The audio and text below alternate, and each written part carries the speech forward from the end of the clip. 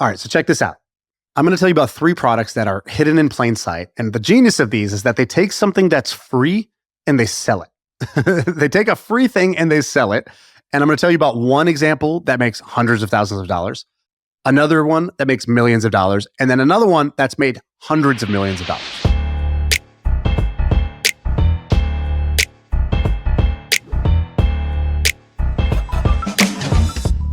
All right, I want to tell you about a couple of business ideas. I'm going to start with one that makes thousands of dollars, hundreds of thousands, let's say. One that makes millions of dollars and one that makes hundreds of millions of dollars. And they're all products that are hidden in plain sight. So we've all seen them, but you probably never even realized they're businesses. And secondly, the magic thing about all of them, they sell a product that's actually free. What inspired this? Did you just see something? Found one, found a second, found a third, drew a line. 3 dots make a line. So that's kind of what happened here. So first is I'm on Twitter and I see Joe Gebbia, who's the founder of Airbnb, friend of the podcast. I see Joe tweet out something about a screenshot of an app that was checking water quality. So the cleanliness of water. It was this app called Oasis. I thought that sounds familiar. Sam mentioned that I don't know, 6 months ago. Sam mentioned that in passing, but I never really paid much attention to it. What is the story of this thing, Oasis? So here's one that's making hundreds of thousands of dollars a year selling a product that is free and it's hidden in plain sight and it's just water quality testing. So there's a kid who is behind this and we chatted with him. So Oasis is a app. It's an app that checks the water quality. It'll tell you if your city's water is clean, if your county's water is clean. It'll tell you, you can hold up a bottle of this aquapana right here, and it will tell you, is this aquapana actually clean or does it contain, PFAS, forever chemicals, that whole deal, right? What's in the water? It's an app and a website, right? An app and a website.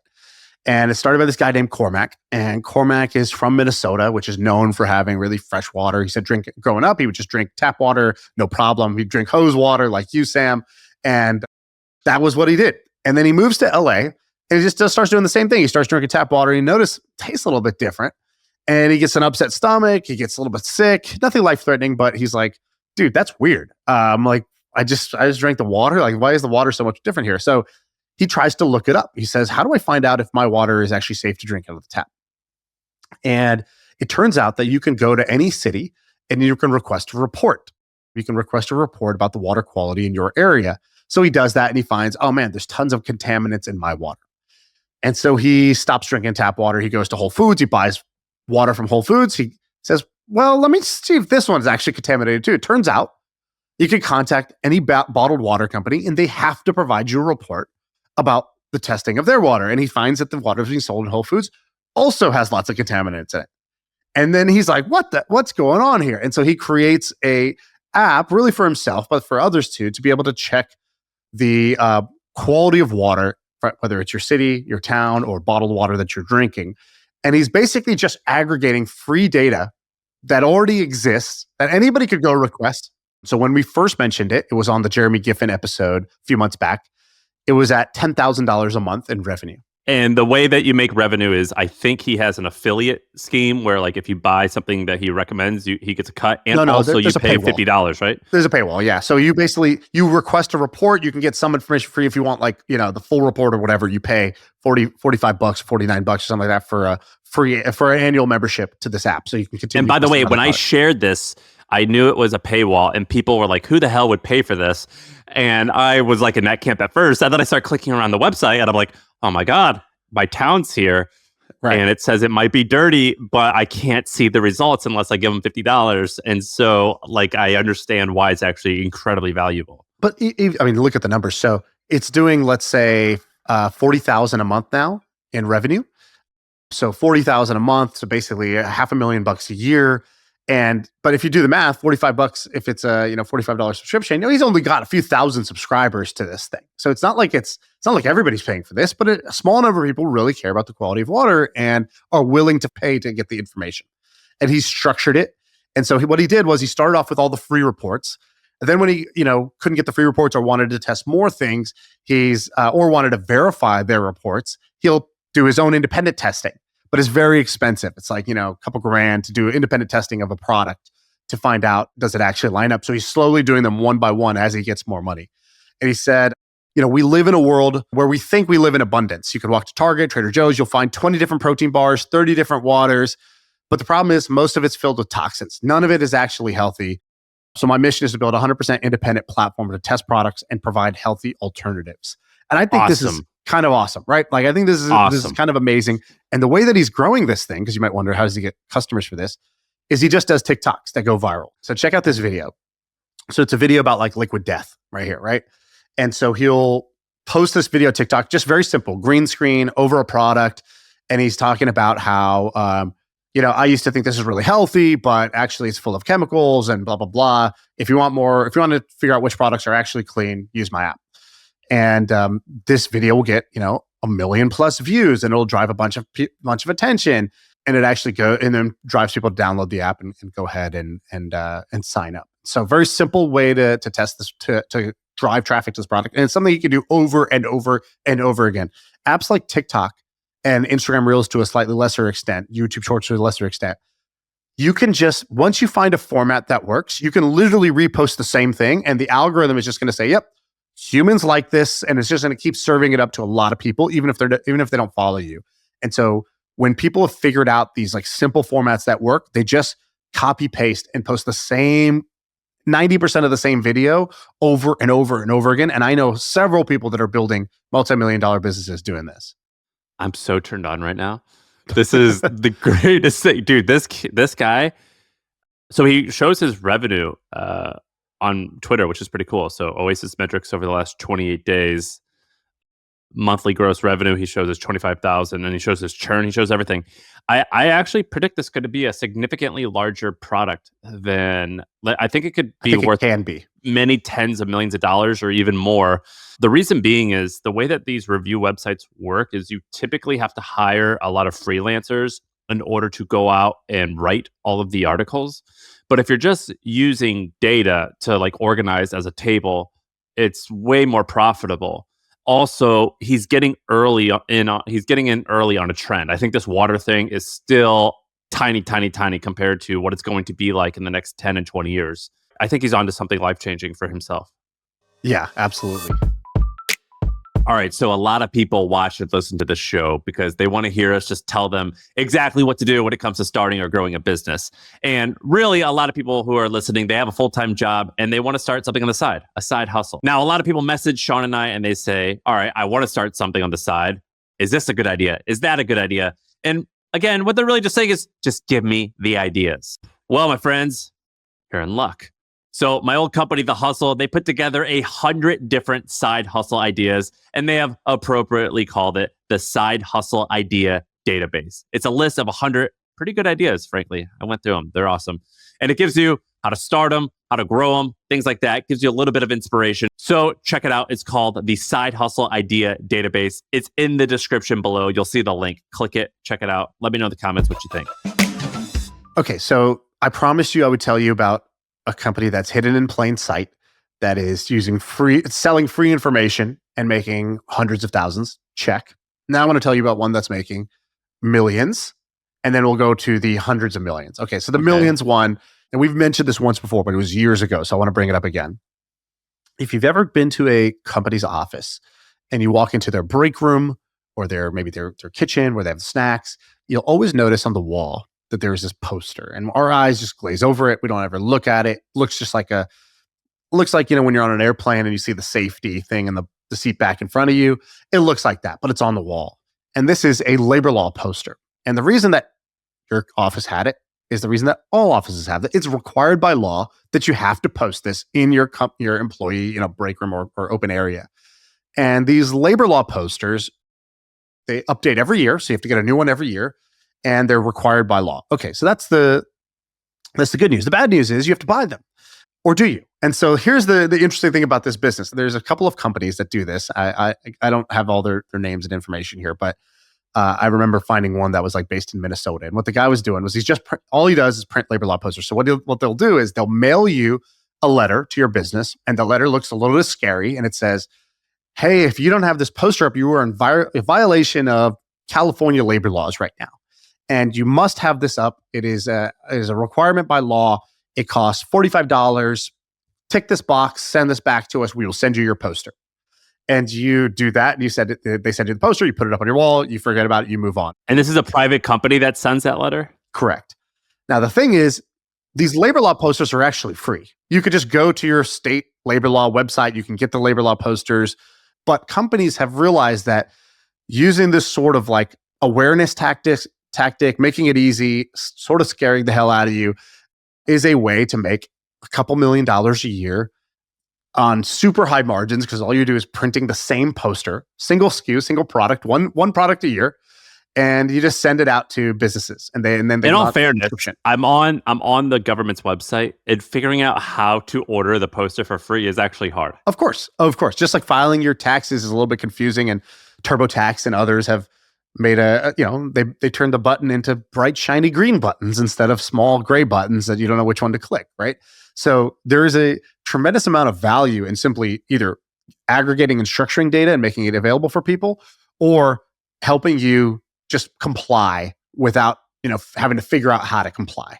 And, maybe the $50 tax is worth it every year as your subscription, but that's what these companies do. So labor law posters, a way to make millions of dollars selling a product that's free, and a business, again, that's hidden in plain sight. And I bring this up because one of the great things about this podcast that I hope we do for people is that you will go from a mindset where success seems rare and hard to grasp, and you're sort of thinking, what is it? I need a great idea, and great ideas are rare. They're hard to find, to a mindset of everything I see in my life, every object in my view, it's not there by accident. That sign is there for a reason. That cable is there for a reason. Somebody realized you needed that, and they created that. Once you realize that, you realize, oh my God, business is everywhere. This is a business. This is a business. This is a business. And then you realize, wow, all I got to do is figure out one of these. Well, that seems easy, right? It's like in a jar full of Skittles, picking one, it doesn't seem that hard. And that's what, I think I hope to sort of achieve by bringing up these businesses, because not only are they clever little business models, but it just points out that your eyes are just glazing over $1 million opportunities everywhere you walk, because they are literally everywhere. You will go into a parking lot, look at the ground. Somebody painted those stripes. And when you go look at it, you can go ask the owner of the real estate. You say, who paints the stripes for your parking lot? They'll say, oh, we use these guys. You go talk to them. You say, wow, you just paint straight lines in parking lots? That's what you do? Yep. How much money do you make? Is this a small business? Oh, you did 7 million last year revenue? No, profit? Oh my God. Right. And then you realize, oh my God, there's somebody who makes $7 million a year profit painting white lines on the road. Dude, when I first moved to San Francisco, I lived with this guy. He was one of my roommates, and he was a piece of crap. But he was telling me how he was making hundreds of dollars a month, because apparently the Church of Latter-day Saints, Mormons, you can order a Bible for free on their website, I guess. But they it's like Legion, and they'll come and hand deliver it, but they'll try to convert you to their faith or whatever. And he created an online store selling Bibles for $20 and somehow ranked on Google. And he just went and took the person's information and put it into the Mormons website. And on his website, they're like, we hand deliver Bibles or something like that. And it was like, oh, that's hilarious. And I remember this guy, and I was like, this is a horrible scam. That's amazing. But it was very funny. And he was making $500 a month doing this. That is so funny. Oh my God. His name was Who is Miles. That guy? What happened to that guy? He's one of those guys. You know how you have these friends, and frankly, you and I are those people maybe, where they're do hacky shit. You have those friends. It's like, dude, do you remember how we met? Yeah, where it was you do this hacky shit, and you're like, this is gonna go one of two ways. It's gonna go the right way or the wrong way. Miles was the wrong way, so he kind of disappeared. He probably got in trouble for a crypto scam.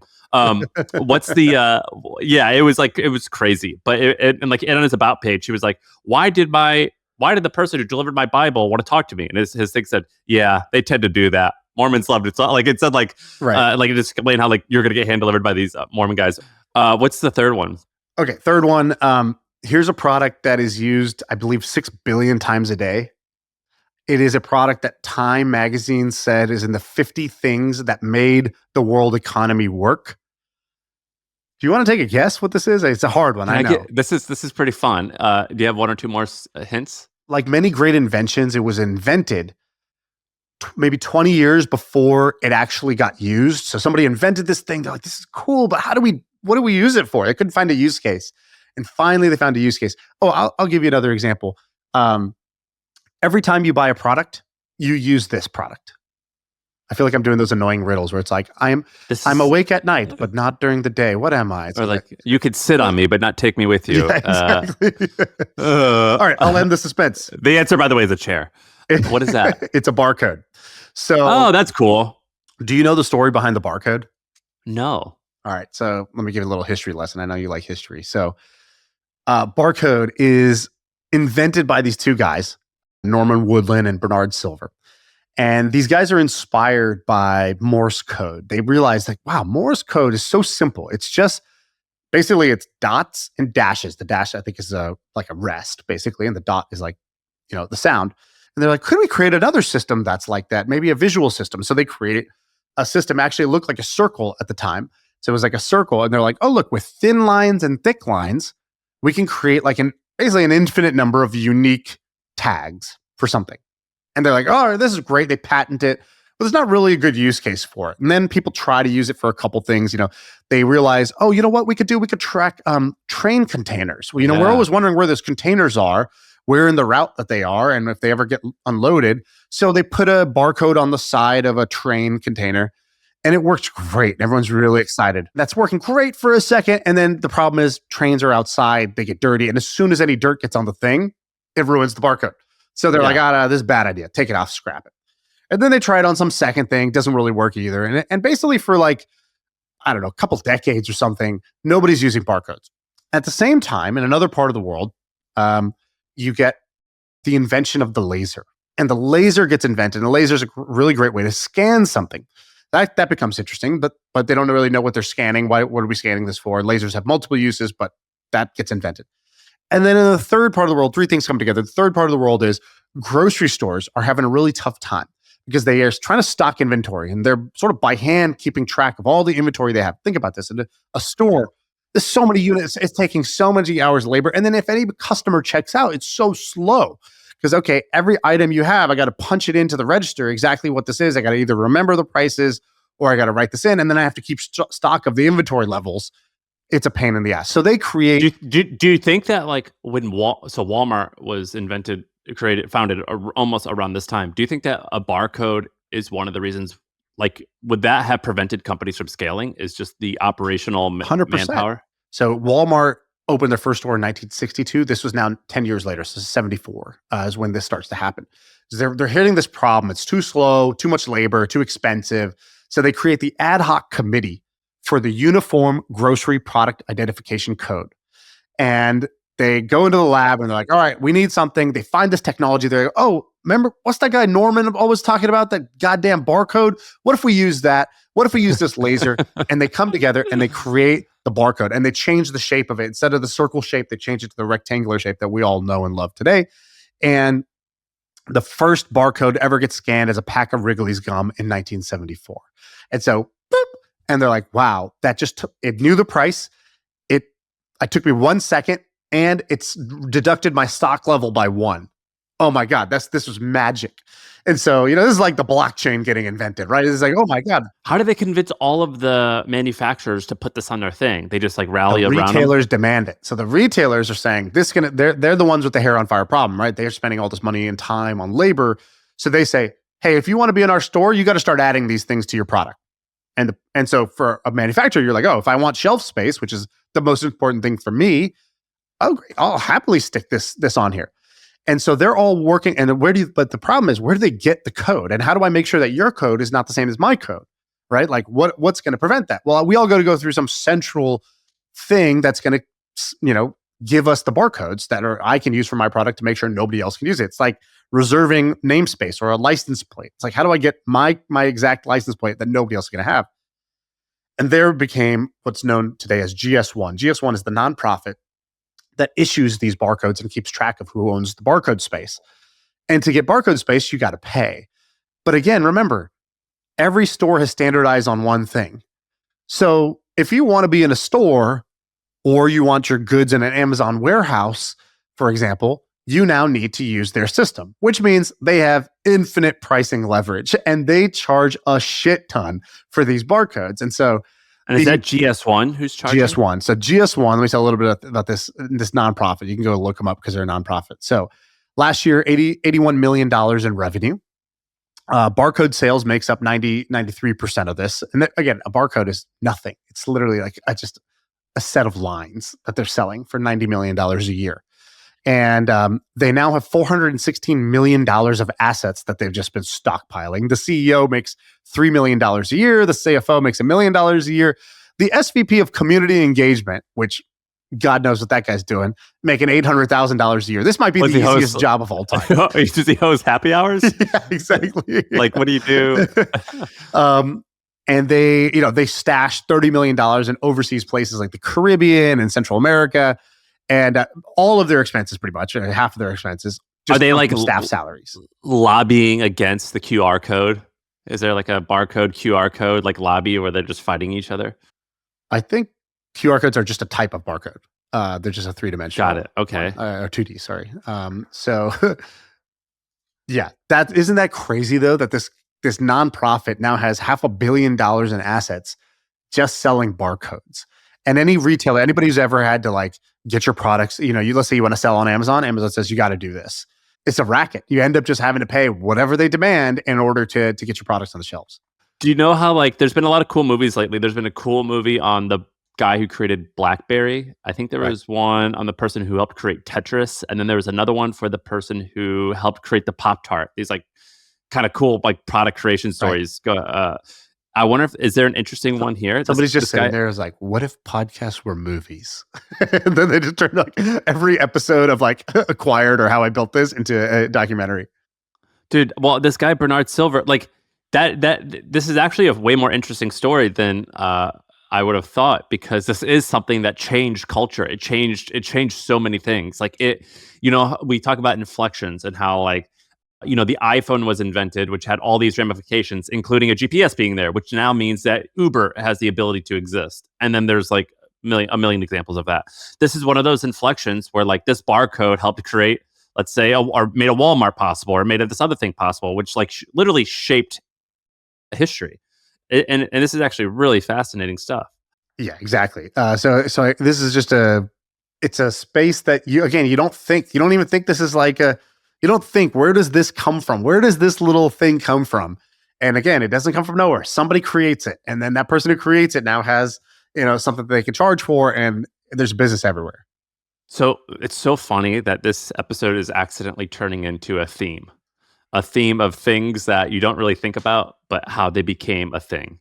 I have actually an example of one of those. Can I tell you it? Yeah, go. All right. So in the 1960s in Hawaii, it started to become common. I think it was because of like one hotel where your employees were allowed to wear a Hawaiian shirt to work on Friday, because for the most part, you had to wear a suit to work. Like dressing formal was how business people operated all of the time. And this whole casual Friday idea, it sort of started getting popular in mainland America, where like in the 1980s, HP was like, hey, everyone, you can wear a Hawaiian shirt to work on a Friday, which was a big deal because they employed tens of thousands of people. So it was like it was kind of like a statement. But in reality, up until the late 80s and early 90s, virtually everyone wore suits to work all of the time. However, this executive at Levi's, so Levi's had just launched Dockers, and Dockers were khaki pants. Up until then, khaki pants were almost considered, if you look at like the history of fashion, like suits were considered like that's the standard. That's what you do. Khakis were basically casual wear, even though now we don't look at them as casual. That's what they were. They were casual wear. And Levi's creates Dockers because they wanted to get the khaki business, but still people are like, this is too casual. We can't wear these any other time except for Saturday and Sunday. And so this marketing executive at Levi's has this brilliant idea. They print up 40,000 pamphlets that explains to HR professionals, here's this new thing called business casual and casual Friday. And here's the rules of this holiday or this like new tradition.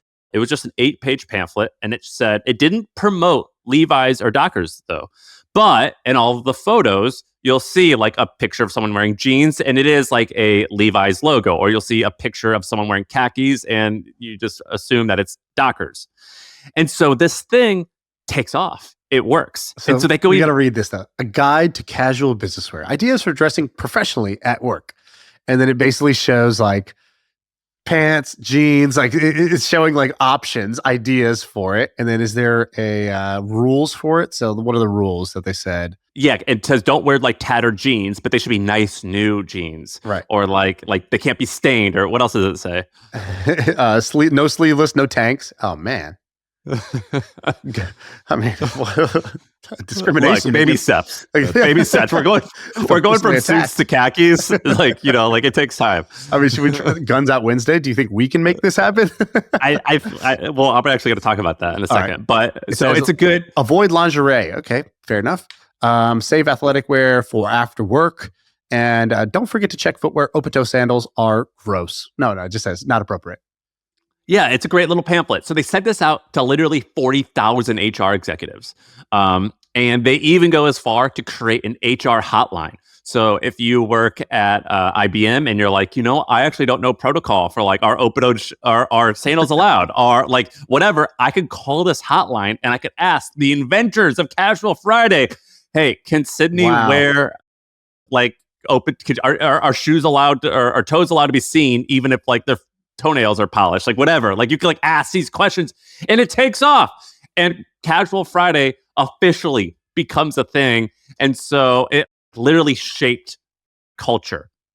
And it was all because Levi's was like, we got to sign these guys up. We got to start selling some of the stuff. And like back then, it was kind of the American apparel industry was a little bit in a rut. They weren't doing that great.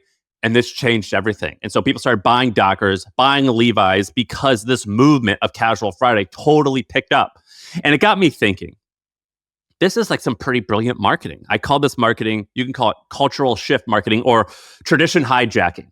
And so people who have like found little traditions and they blow up the tradition or they blow up this idea and then they say, and by the way, if you want to buy into this idea, we just so happen to have the thing that can make your life a little bit better. And so there's a few other examples of this that I can present to you. So the first one is De Beers. So they're a diamond company. They've been around, I think, for hundreds of years, actually. In the 1940s, they ran this campaign called "A Diamond is Forever." And it was this idea that like diamonds are special because up until the 1940s, diamonds were special, but they weren't nearly as special as we think they are now. And they also came up with this insane idea, which is they're like this campaign. They come up with how much should you spend on a diamond? And they said roughly 2 to 3 months of your salary, which is like outrageous. But that alone is like what that campaign is credited as helping shape the diamond industry. They even ran further campaigns that said on certain anniversaries, you have to get your wife a diamond. Another one is breakfast being the most important meal of the day. Kellogg invented that idea. And so like we grow up now, we tell our kids, you have to eat breakfast. It's the most important thing. Kellogg invented that. Prior to that, people didn't always think that. Right. Two other ones are baby showers and wedding registries. So baby showers weren't a thing until Johnson & Johnson started running ad campaigns. You have to have a baby shower if you're pregnant. Or if you're Macy's came up with the idea of wedding registries. They said, you're going to get married? People got to buy you all this stuff. And in fact, you don't want people just to buy you random stuff because what happens if they buy you the same stuff that you already have or two guests buy you the same thing? Like that's ridiculous. You have to create this registry at Macy's that you can register. And then finally, spring cleaning is another one. That really wasn't a thing until Lysol came up with this idea of spring cleaning. Wow. Dude, these are great. I love, I don't know if other people get as fired up about these. I get so fired up about these. I think because it's the same idea as, oh, wow, these businesses are hidden in plain sight. This object didn't just get here. Someone made it come here. All of these occasions, these sayings, these holidays, they didn't just pop up out of nowhere. Somebody made them happen. And when you find out that it's some marketing dork somewhere that was like, you know what? Like, how do spring sales are slow. Spring fling, no. Spring clean, no. Spring cleaning. And it's like, yes, that's how we're going to get people to buy cleaning products in the spring. I love that. I love that just a mad ad man somewhere in the world can just shift how people do things. We did an episode with Craig Clements about exactly this. Was it like leaky gut? He did prebiotics, but he didn't talk too much about that. He was talking about the ones that have like the ones you're talking about, like why we eat bacon for breakfast, why we drink orange juice, right? Like where orange juice came from, and like all these things that today just seem like, I don't know, it's just what we do. It's just staples of people's diet. it's just tradition. And it's like, no, that wasn't tradition. Or, the classic one is toothpaste. He talks about how at a certain time, about only 6% of the population brushed their teeth. And so when they wanted to increase sales of toothpaste, he said, well, we can't just sell more toothpaste to the 6% of people who already brush their teeth. We need to get the other 94% of people to start brushing their teeth. How are we going to do that? And that's when he came up with that campaign. Not Craig, but like Claude Hopkins. It was like rub the tongue on your teeth and you feel that film. Yeah, one of them. Exactly. It was like, basically saying, take your tongue, rub it on your teeth. You feel that film. And people did that. As soon as they read it, they do it. They'd stick their tongue there, and then it's gross. And you're like, there's a way to get that off. And then you'll have that Hollywood pearl smile. And then people wanted that, right? And so that created this movement. And then by the end of that campaign, something like 70 or 80% of people now brush their teeth in America. It was like a huge shift that happened just off of that one ad, man, that single big idea. And I love these.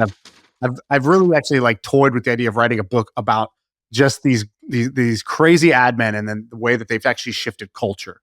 Yeah, and that fascinates me as well. And like another one is like Wall Street Journal, and so they try to like they sort of nailed it, but it hasn't stuck with us. But it was the idea of once you graduate college, the gift that you get is a Wall Street Journal subscription.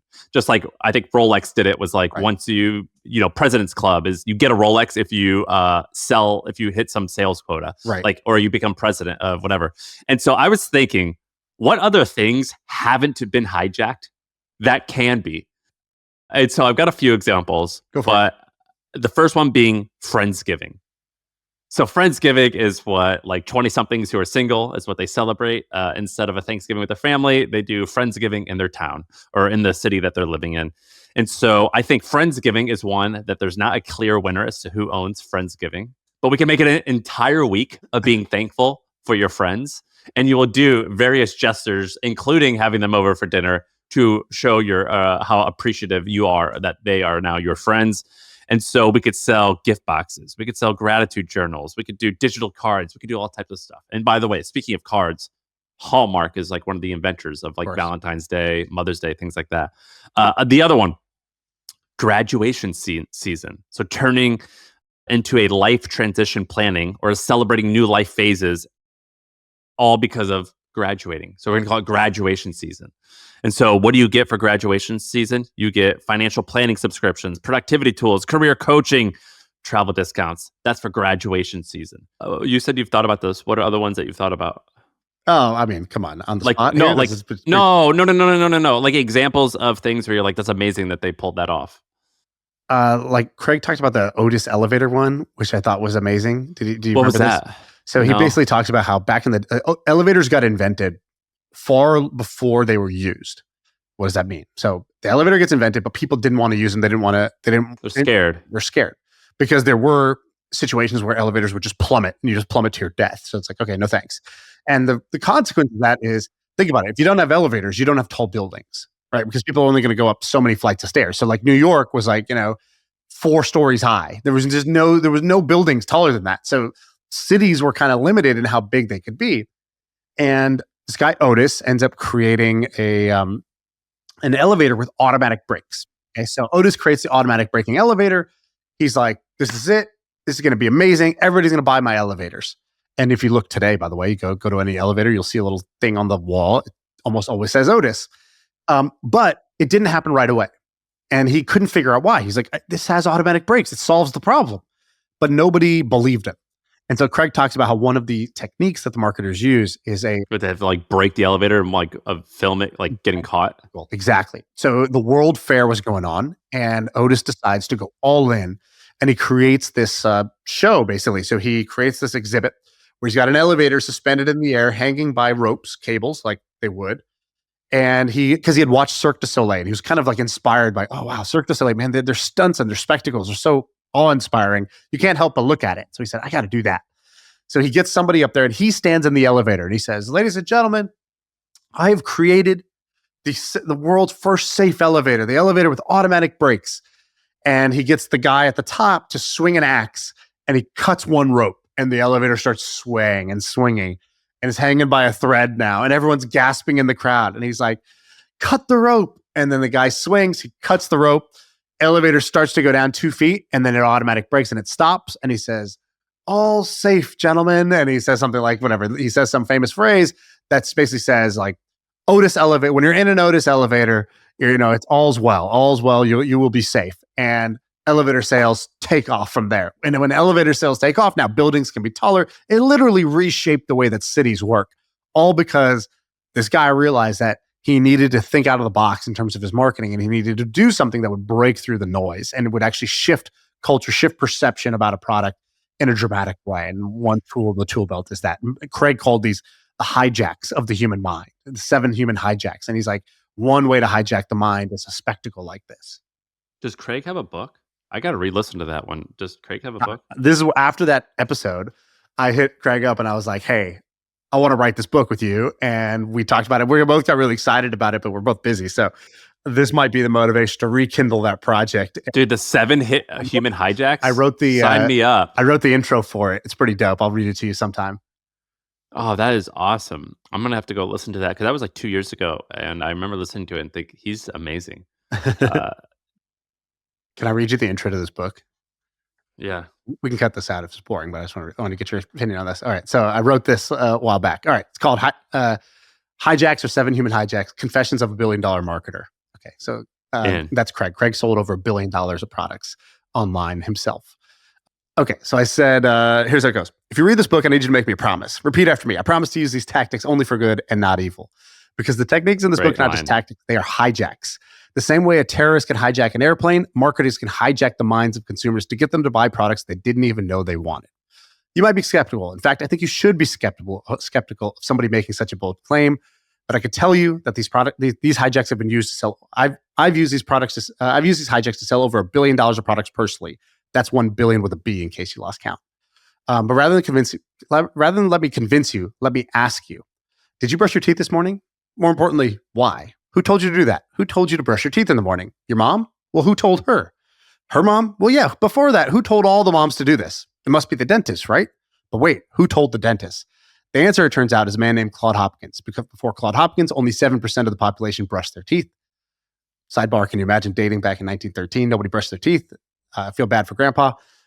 After Claude Hopkins, 65% of the population brushed their teeth. And Claude didn't just sell toothpaste. He literally changed the world. He got millions of people to change their daily habits with one brilliant marketing campaign I'll show you in chapter 2.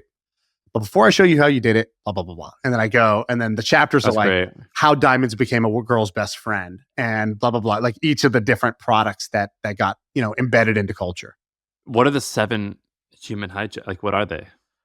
Sounds like I succeeded and got you curious. You're going to have to pay $14.99 and get the book. Like, is it literally like 7 different like tactics, or is it 7 different examples of tactics? And then each one has example and you stack them. So what he showed was like, for example, one of the tactics is a spectacle. Like I told you about the Otis elevator.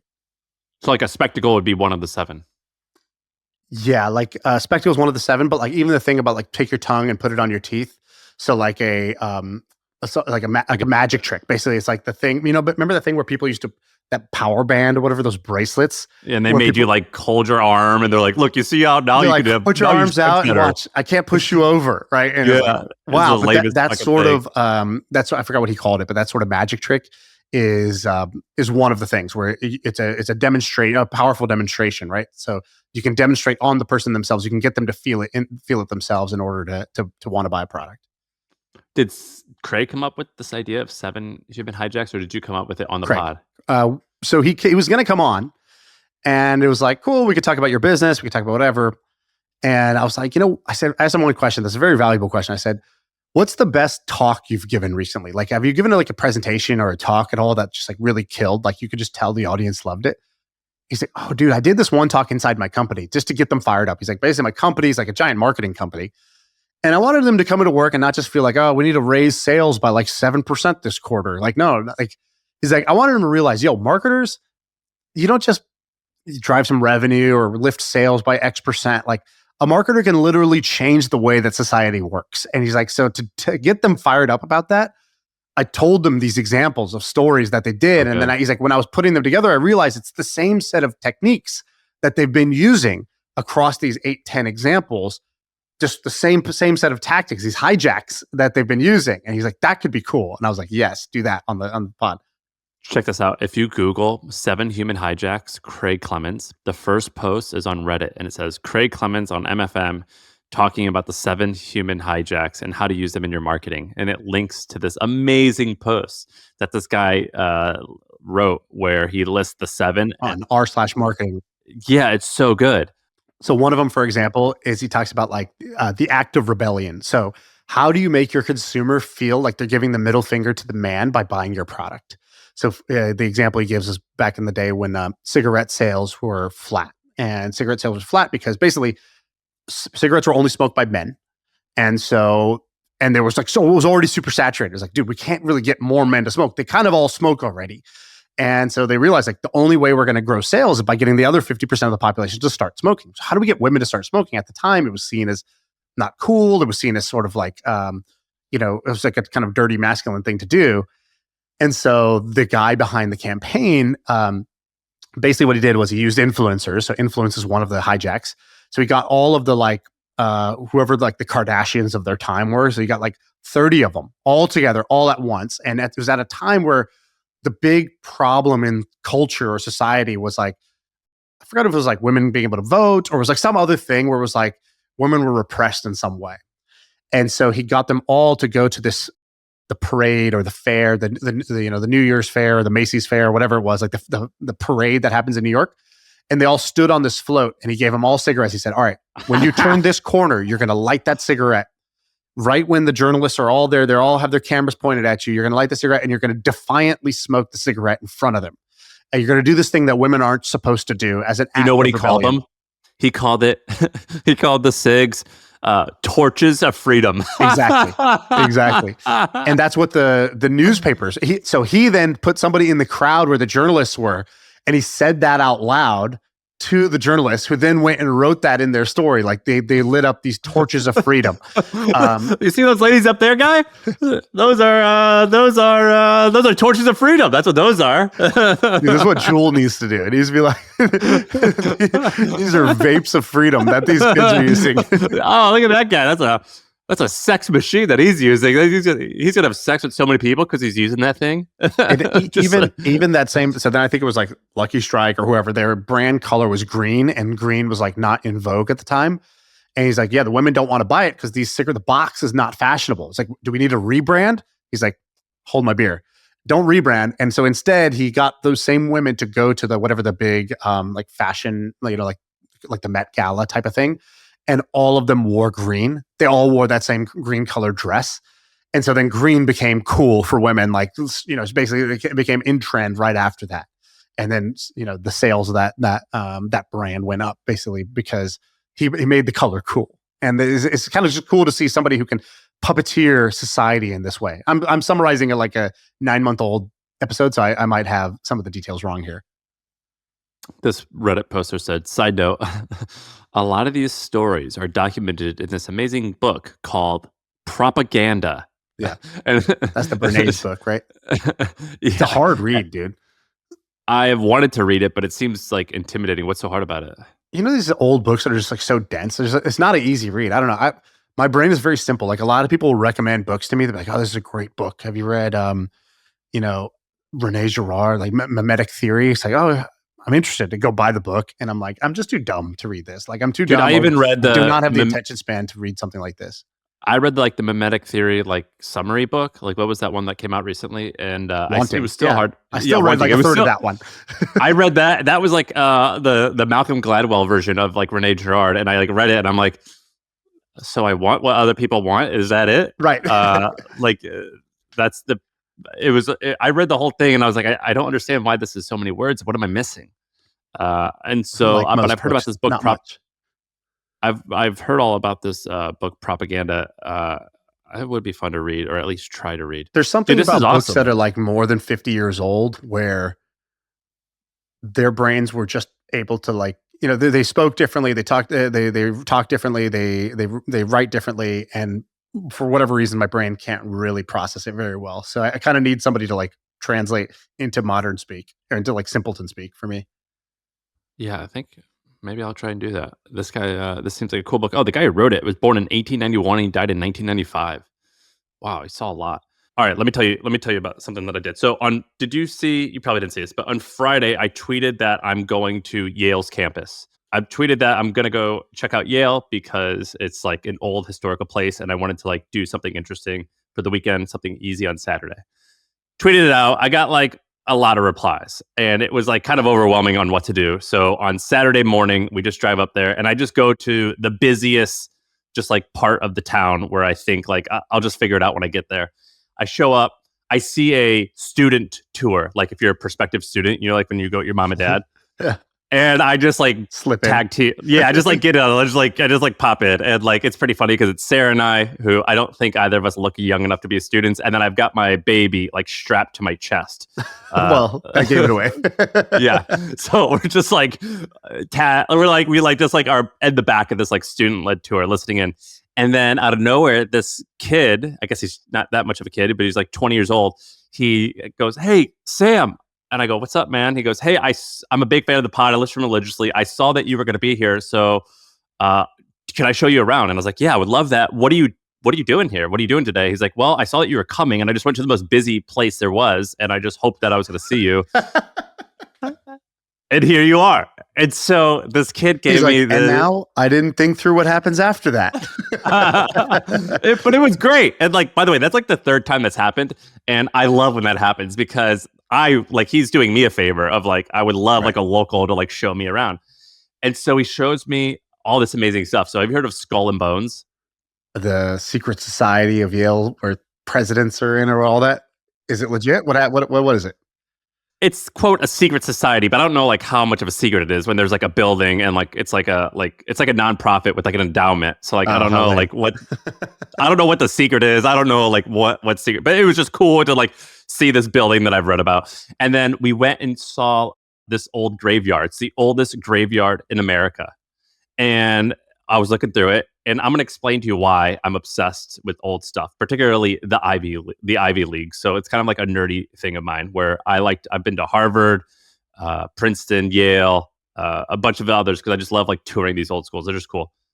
We go to this old graveyard, and we saw Noah Webster's grave. You know who Noah Webster is? Have you heard that name? Dictionary Webster? Is that him? The dictionary, Merriam-Webster's dictionary, the guy who invented the dictionary. And I just was like looking at this old graveyard, and next to him was Charles Goodyear, the guy who created vulcanized rubber, which created Goodyear tires. And it was awesome. It was so cool. And I'm actually really envious of you that you went to Duke, this like historical old institution, because it was so cool to like be around history where like someone came up with something and they literally invented or standardized the English language, like something that like shapes history. And it's still, they've still impacted the way that we've done things. And so it was an awesome, awesome weekend to like see all this old stuff because it inspired me.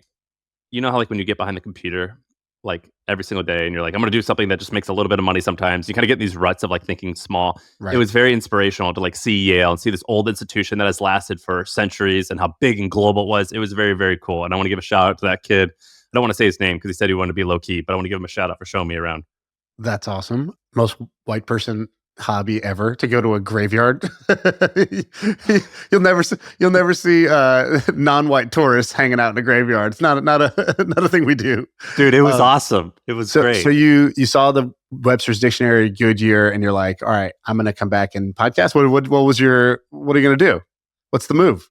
You know, it kind of put me into a little bit of a crisis where like I was asking that, but like, you know, this podcast is definitely part of it. You know, I don't know about you, but I sometimes think like this is like a podcast is not like impactful compared to like we're talking to guys who are inventing robots that are doing X, Y, and Z or like who are going to the moon. But a lot of these guys were authors whose grave I saw, and I was still inspired by them. And so I felt a little bit of inspiration of that. But there was a little bit of a crisis of like, oh man, like it's important to do something like that can impact people for centuries. Parse thesaurus. I don't know. Just putting that out there. See how that lands. I feel like you're good with coming up with alternative phrases for things. So instead of saying, well, not just because I don't know the real phrase and I can't pronounce the word, so when I mumble, it just sounds like it. Did you get this feeling at Duke where it was cool to be around like old, like historical things that have lasted for a long time? I know exactly what you mean. There is definitely a vibe and a feeling when you're at something that is not just bigger than yourself, but sort of timeless.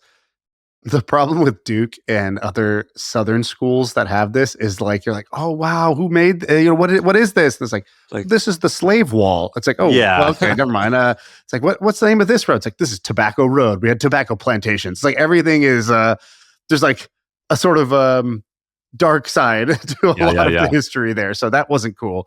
But the rest of it is, in fact, I used to love going to the like the center of Duke's campus is the chapel. And I used to go there all the time, even though I'm not religious, but just the aura, the vibe, like the vibe of a church is kind of unmatched, to be honest. That's great. And so yeah, I really love that. Here's why I like Silicon Valley and why I like old stuff. It's kind of similar, which is I love thinking about things that we take for granted. So, for example, like buildings that have been there for a long time or that are really large, or even just like your streets or institutions like Yale. And I'm like, how did someone create something that became such an institution that we take it for granted and we don't even like reflect on like how this became a thing? And Silicon Valley is cool because it's ideally the outcome is that you are creating something in real time that will become an institution, like an Airbnb, like a Google, where it becomes a verb. Right. Like you know what I mean? And you get to see that happening. And I think it's really cool to be in Silicon Valley to see the beginning of hopeful institutions in the making, and then also go and seeing the old stuff of like, this is how it's done. So we just had Gary Tan on. Don't you think that YC should just have a campus and it should have this sort of gothic, old school institutional vibe? And even if they're not going to do it, why wouldn't I just go create a campus, a small micro campus for YC people, free room and board, so free place to live, free food that's healthy, and all I do is just cherry pick investments from people on campus. I just get to invest in their companies. It would be, I don't even need YC to do this. Why wouldn't I do this? There's or even just a museum. Have you ever heard of the Museum of American Finance? It's this thing in New York City where it's like it's like a museum for like the history of finance. And frankly, it's badass. It's awesome. And just like a place to like go and like physically explore all that YC has done. It is kind of interesting. It's just like Bill Ackman's loafers. What's inside this thing? What is the Museum of of Finance? Yeah, it's a Museum of American Finance. So if you look at a photo, it's just like it shows like here's what like the stock tickers used to look like, and people would stand here and like trade like in the 1800s, and then it switched to have like to the phones were on the floor, or you do this, whatever. It like tells the history of it, and then like important things related to it. But it's a museum in downtown Manhattan. That's cool. I like that, Dude. This is a fun episode. Yeah, that was a banger. All right, that's it. That's the pod.